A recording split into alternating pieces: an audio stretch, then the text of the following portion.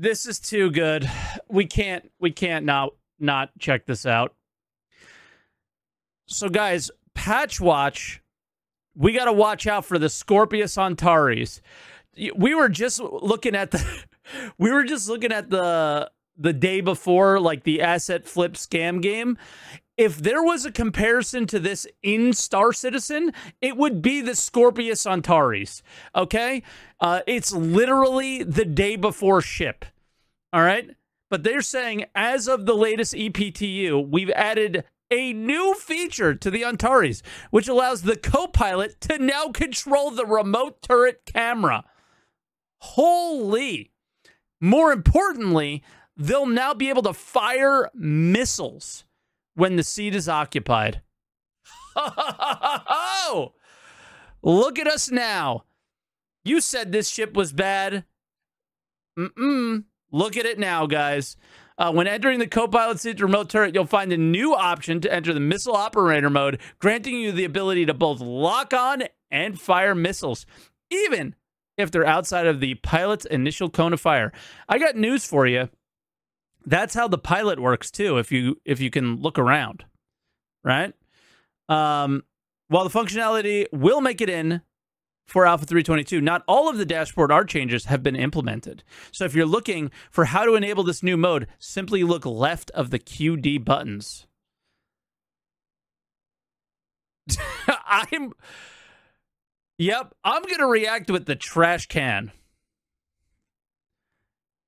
Because the ship is still stupid, and it's still an asset flip, and it still isn't unique or special at all. It needs work. All right?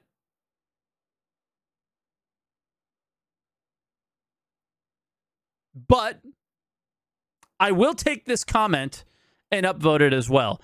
This is how to encourage multi-crew. Don't take the capabilities out of the pilot's hands. Offer improved capabilities when there's a second person. Except, this guy's true. The pilot can already do it on their own, so it doesn't really change anything. You kind of like it, though? Is it an improvement? Yes. Have they delivered the ship they sold to you even remotely? No. Okay? And I'm sorry, not patting them on the back for this one.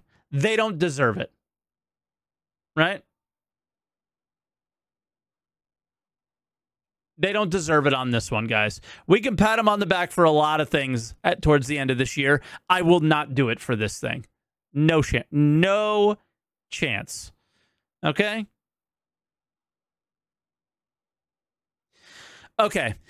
This is something you guys need to be aware of as well, because I've seen this posted enough times, and I'm going to respond to this. Kasumi, I think they're using the Antares for testing. What exactly? I have no idea. It's the EPTU. It's experimenting and taking feedback.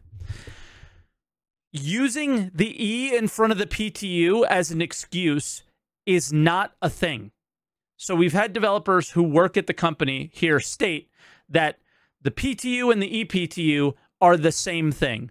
So the E being in front of it doesn't mean everything in it is experimental. That is the preview channel. So you can make that argument if that's something in the preview channel like Pyro. A lot of that stuff was thrown together for a little test so we can test a few things and get some feedback on some things about how they really want to go, what direction they want to go with in Pyro. Also to kind of throw a bone to us and say, hey, we delivered Pyro, right? The E in front of PTU is just, I think it's something to do with like the EPTUs on these servers and they're available for them to use, and the PTU is on these servers and there's still something being used with them, or whatever. Like it's just what's available. Okay, do not get the E in front of the PTU split.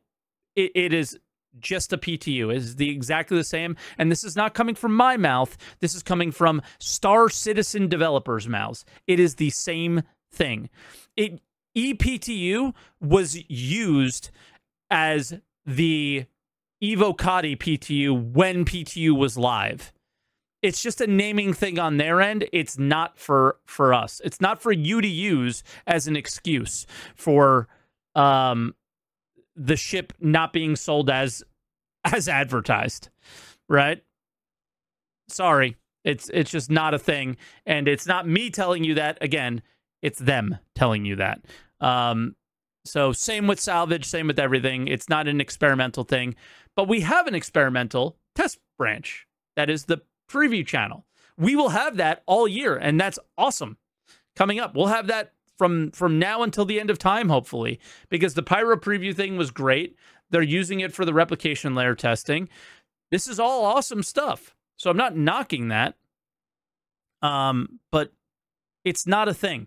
So get informed on that stuff before telling people how things are, because it's not how it is. You're just, you're going off the marketing message, which is actually not a message from them at all. You're just reading into things a little bit. So what was advertised for the ship? Well, that the Copilot would do something other than click a button, right? And they did it, with the Reclaimer as well. So I'm not patting them on the back for this one. Is it better? Of course it's better than absolute garbage trash. Congratulations. So yeah, was it? I guess I don't know. I think it really comes down to maybe instead of the advertising what the ship could do, it was just generally a bad design from the beginning. And they sold it to you because they wanted to sell something, right? Well, they advertise it after they sell it, but yeah. So I don't know. It's never been a good ship. It's still not a good ship in terms of like design and fun for the Copilot. And I'm going to stick with that. So no pats on the back here for this one, but I will go with the you don't necessarily want to take all the stuff away from the pilot, but if you do have a person in the co-pilot seat, give them new and additional functionality that can be taken from the pilot, but also enhanced. So we got half of that, I guess. Yeah, they just wanted to sell more X-Wings, I guess. I don't know. So, don't like it. Sounds like a good design for people that occasionally play together, but the ship will also work solo. Not rating the ship as such. No. There's nothing fun about sitting in a turret and left-clicking when the pilot tells you to. It's just not. I'm sorry. It's 2023. It's Star Citizen. Do better. That's all. Just do better. And they're trying to. And with the limited time that they have, sure, they did it, but this is not like a stand up and applause thing. Just isn't.